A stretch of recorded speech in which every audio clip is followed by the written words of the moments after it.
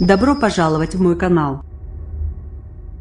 Après 24 heures de recherche, Tizio, 2 mois à peine, a été retrouvé vivant samedi soir à Belcaire dans l'Aude, où son père a été interpellé.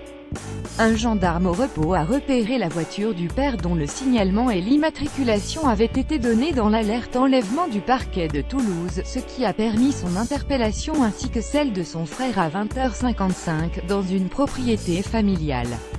Ils ont tous les deux été placés en garde à vue. L'enfant va bien, a-t-on appris de sources proches de l'enquête.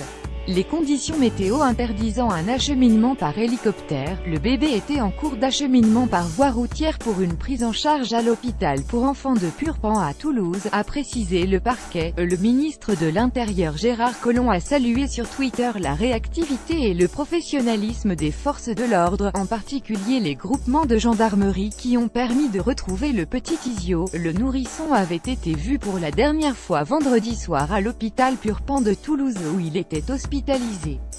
Face à l'urgence de la situation, le parquet avait déclenché ce samedi matin une alerte enlèvement. Un numéro vert avait été mis en place 08 00 36 32 68. Le père a prétexté une promenade vendredi à 19h38. Le père, Brendan, a quitté l'hôpital avec son fils. Ce sont les caméras de surveillance de l'établissement qui ont permis de l'établir. 1 heure plus tôt, l'enfant avait été vu pour la dernière fois par les soignants. Vers 21h30, le personnel médical a trouvé la chambre vide. Mais le père avait laissé un mot. Il expliquait qu'il était parti en promenade. Le personnel lui a alors demandé de prévenir dès son retour. À minuit 30, l'hôpital a fini par alerter la mère. Les premières investigations ont été entreprises à partir de 1h20 dans tous les endroits où le père pouvait se trouver. Tizio a besoin de soins immédiats dans les affaires d'enlèvement. Les 24 premières heures sont cruciales. C'était encore plus le cas pour Tizio. Le tout jeune nourrisson doit être alimenté par son gastrique et voies intraveineuses. Il souffre d'une pathologie nécessitant la poursuite de soins immédiats. Son pronostic vital est engagé à défaut de recevoir ces derniers dans les plus brefs délais, a assuré le parquet dans un communiqué.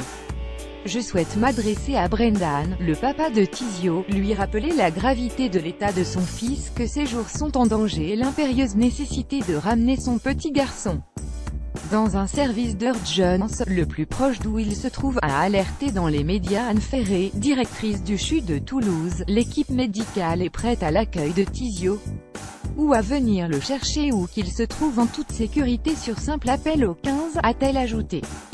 Le bébé était vêtu d'un ensemble de laine bleue au moment de son enlèvement, un geste incompréhensible comme expliquait le geste du père. Le couple, certes séparé, n'avait a priori aucun problème. Ils s'entendaient bien, et le père sans emploi passait tous les jours voir l'enfant à l'hôpital. C'est un père aimant qui s'occupait beaucoup de son enfant, a déclaré le procureur de République Pierre-Yves Couillot. Ce fut le cas vendredi, où le bébé a été vu avec son père toute la journée, selon Anne Ferré. Nous ne sommes pas dans le cas d'une volonté de soustraction d'un enfant par un parent, a estimé une source proche du dossier, ce qui rend cet enlèvement d'autant plus incompréhensible.